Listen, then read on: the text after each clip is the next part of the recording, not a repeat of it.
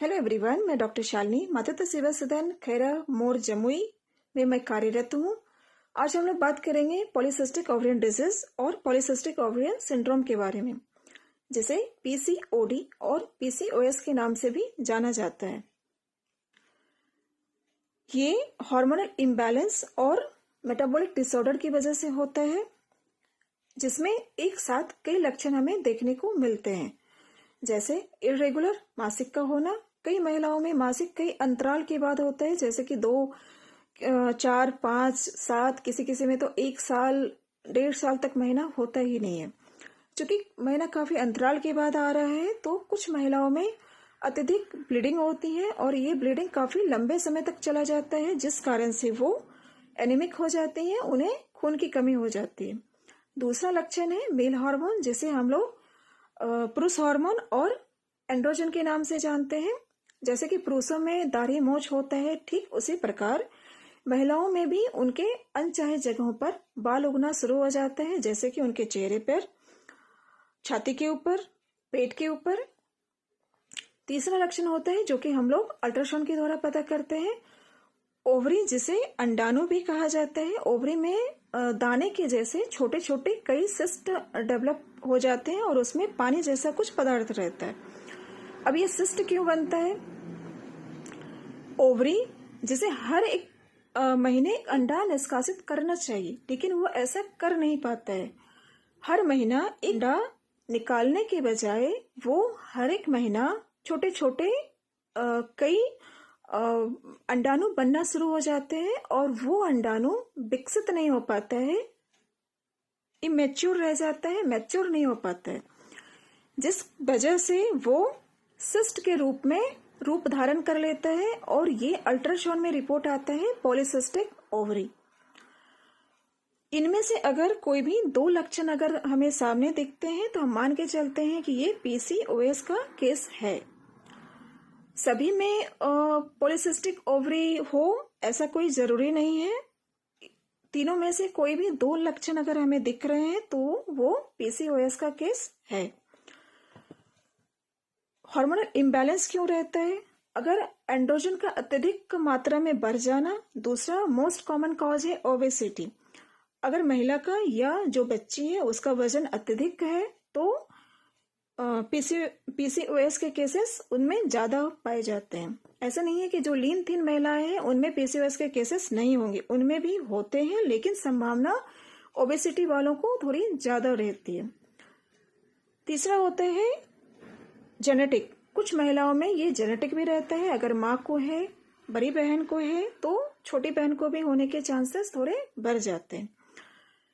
ये हमारे शरीर में आगे जाकर क्या प्रभाव डाल सकते हैं या क्या संभावना बढ़ जाती है होने की?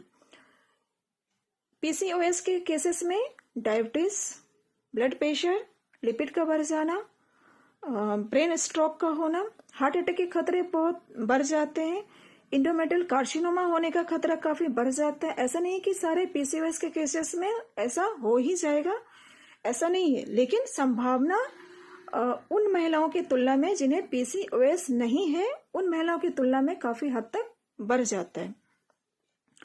इनफर्टिलिटी, इन केसेस में इनफर्टिलिटी काफी बढ़ा रहता है। ऐसा नहीं है कि वो कंसीव नहीं कर सकती, वो कंसीव कर सकती हैं, लेकिन उनमें थोड़ा टाइम लग सकता है, क्योंकि अंडा निकलता ही नहीं है, तो वो कंसीव कैसे होगा? जब तक पीसीओएस ठीक नहीं होगा वो कंसीव करने में उन्हें परेशानी रहेगी ही। तो इनफर्टिलिटी, जिनमें जो अपना इलाज इनफर्टिलिटी की करा रही हैं जो महिलाएं, वो अपना धैर्य ना खोएं, अपने डॉक्टर पे भरोसा करें। टाइम लग सकता है, लेकिन आप कंसीव जरूर कर सकते हैं। अब इसके ट्रीटमेंट हम लोग क्या करते हैं? पहला जो बेस्ट ट्रीटमेंट है, जो मैं अपने सारे पीसीओएस पेशेंट को भी बताती हूँ, कि आप अपना लाइफ स्टाइल, अपना दिनचर्या को सही कीजिए, रेगुलर एक्सरसाइज कीजिए, योगा कीजिए, मीठा कम खाएं, कार्बोहाइड्रेट वाले जो चीजें हैं उससे बचें और अपने वजन पे नियंत्रण रखें। अगर वजन नहीं कम होगा तो फिर मुश्किल है। और गोली के द्वारा हम लोग महीना को सुधार करते हैं वो ओसी पिल होता है, गर्भ निरोधक गोलियां। तीसरा होता है इंसुलिन रेजिस्टेंस। इंसुलिन रेजिस्टेंस क्या है? हमारे शरीर में ग्लूकोज बनता है जिससे हमें एनर्जी मिलती है और जिस कारण से हम अपने कामों को सुचारू रूप से कर पाते हैं। हमारे बॉडी में जो ग्लूकोज यूज होता है वो इंसुलिन को तैयार करता है। कुछ लोगों में इंसुलिन सुचारू रूप से कार्य नहीं कर पाता है और वो इंसुलिन रेजिस्टेंस हो जाता है। वैसे लोगों में इंसुलिन सेंसिटाइजिंग ड्रग का उपयोग किया जाता है, जैसे कि मेटफॉर्मिन। अब इसमें दो कंफ्यूजन होता है बहुत सारे पेशेंट में, खास करके जो इनफर्टिलिटी की ट्रीटमेंट करवा रही हैं या जो अनमैरिड हैं।